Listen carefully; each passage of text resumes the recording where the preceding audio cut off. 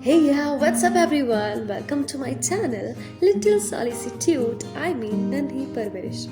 Hope you all are doing really well. Let's start a new journey with an unknown destination with our little ones who just want our little support.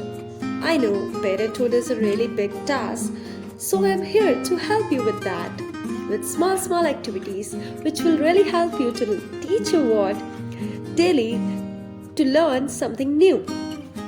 So, for today's activity, we need newspaper, some crayons, sketch colors, colorful sheets, and a place to stick.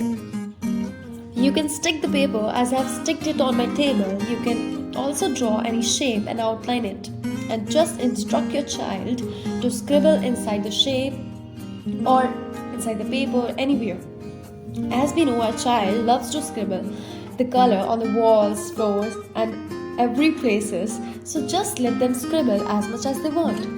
And this also helps the child in holding. Daily scribbling activity enhance their holding power. So this will also help them to hold the pencil easily. And it also enhance their hand movement. I will also suggest you to give them triangular shaped colors because it helps them to easily hold the pencil.